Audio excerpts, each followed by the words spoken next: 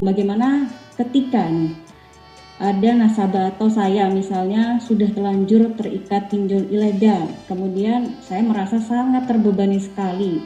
Kemudian apakah langkah pertama yang harus saya lakukan? Apakah saya bisa langsung ke LBBH atau ke LPBH ini, ke Lembaga Bantuan Hukum, atau saya lebih baik apa yang saya harus lakukan pertama kali ini, Kak?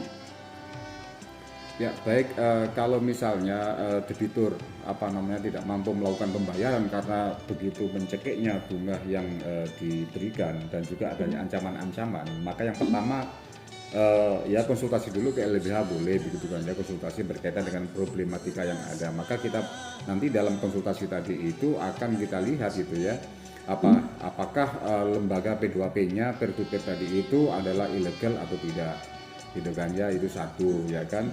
Seandainya legal ya kan, maka ya harus tunduk dan patuh kepada aturan yang ada begitu, karena nanti ketika itu dilakukan gugatan dan lain sebagainya, maka ya tentu pasti kalah karena dia adalah lembaga resmi begitu ya. Beda dengan yang liar. Kalau liar insya Allah kalau melakukan gugatan-gugatan yang menang gitu ya.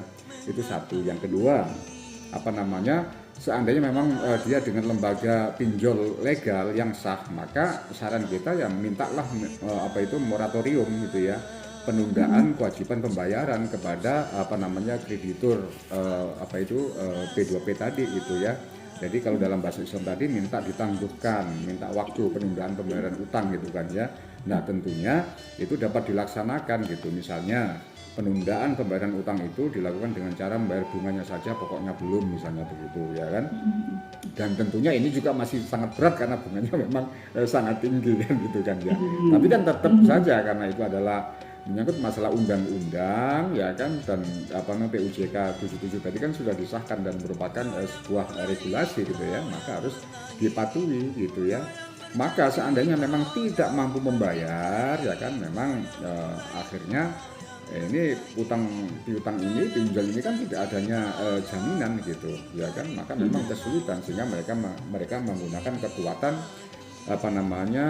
psikis ya untuk melakukan penekanan dan lain sebagainya begitu. Tetapi kalau misalnya moratorium misalnya, di situ kan pasti ada negosiasi berapa kali bayar dan lain sebagainya ya kan. Insya Allah mungkin di situ memang harus diselesaikan gitu ya.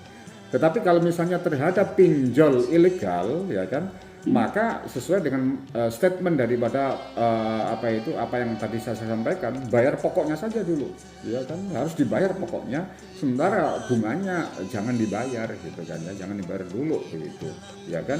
Karena kalau sesuai dengan prinsip hukum Islam tadi ya kan, maka bunga yang begitu itu atau memberikan piutang dengan memberikan syarat tertentu, bunga dan lain sebagainya, itu sebenarnya itu juga secara moral itu adalah dilaknat oleh Allah gitu kan ya.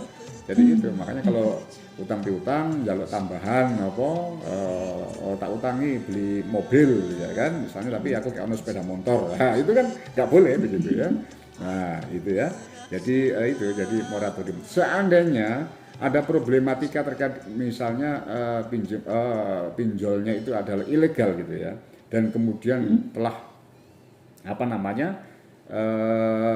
terjadi pembukaan data ya, menjelek-jelekkan, pencemaran nama baik ya, menghubungi, kirim profil kepada telepon-telepon kita dan sebagainya, publik gitu ya, maka kita dapat melakukan advokasi atau melaporkan kepada pihak yang berwajib, dalam hal ini adalah kepolisian. Apalagi sekarang kan sudah dibuka online, dibuka